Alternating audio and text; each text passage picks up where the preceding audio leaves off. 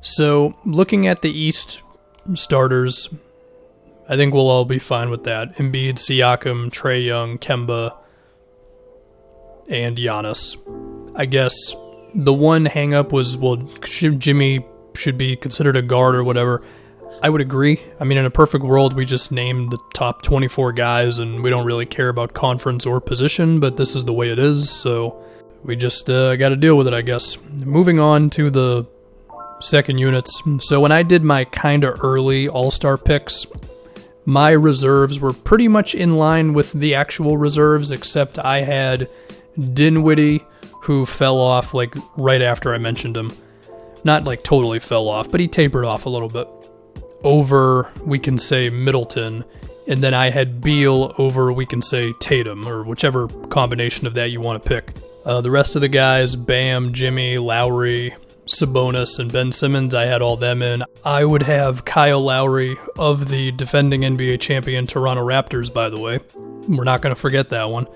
Starting over Trae Young, mainly because I think the gap between Lowry and Trae Young on defense is so massive that it makes up for Trae Young being better than Lowry on offense.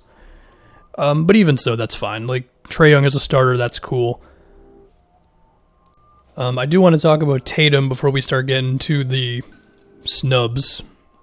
So, the Tatum or Jalen thing was interesting.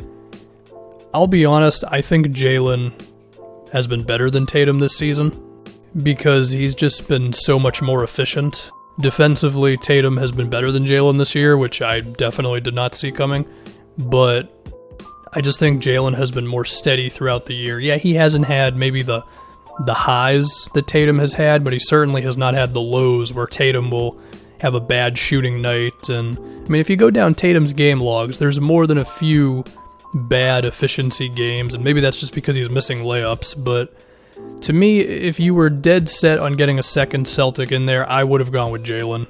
Now we can move on to the snubs. So, personally, I think the last two All-Stars in this, if we could, like, create a ranking, to me are Tatum and Middleton. I feel like the other reserves have just been better than those two. So, I guess if I was going to put Beal in, then I guess I'm taking one of those two guys out. It would probably be Tatum, to be honest. Again, he has been better defensively, no doubt, but the efficiency is a real thing. Like, if we're going to kill certain dudes for efficiency, then I think we got to do that for Tatum. Now, he hasn't been, like, deathly inefficient.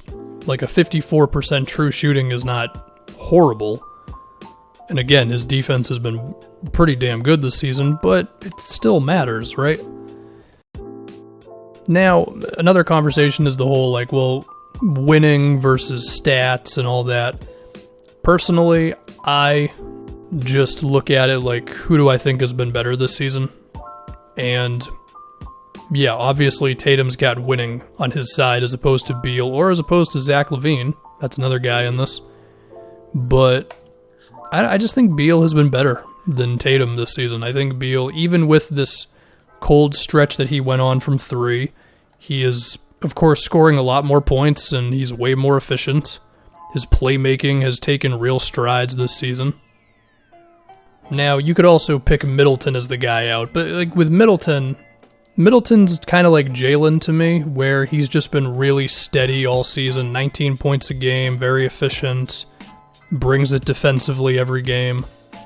He's actually up to 20 points. You know, now that I look at Middleton's numbers, like 20 points, 6 boards, 4 assists, a 62% true shooting, I should have had him as a lock for the All-Star game back when I did it originally, because I don't think his numbers took a massive jump in the past, like, couple of weeks. So, yeah, I guess that would be my thing, would be Beal over Tatum. And if Beal is my one snub, then I guess that kind of rules out LaVine and Derrick Rose and Tobias and whoever else. Unless you want to make a case that one of those dudes have been better than Middleton, I don't agree. I think Middleton has been better than Zach LaVine or Derrick Rose or whoever else this year. Yeah, the roles are different, but the dude is having a 50-40-90 season while dropping 26-4 as well as being one of the better defensive players in the league, and he's playing 29 minutes a game.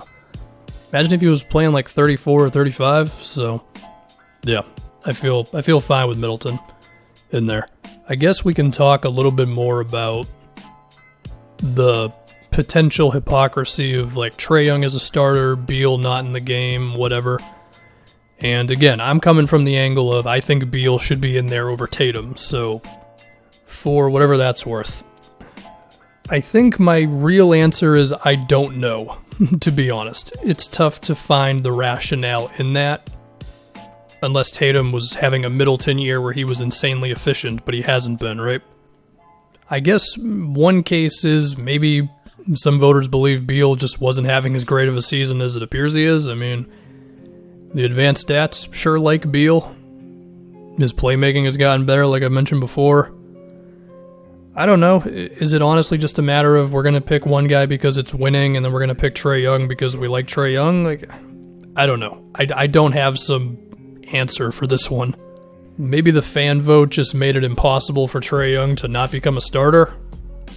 Don't know. Maybe players or media forgot Beal exists.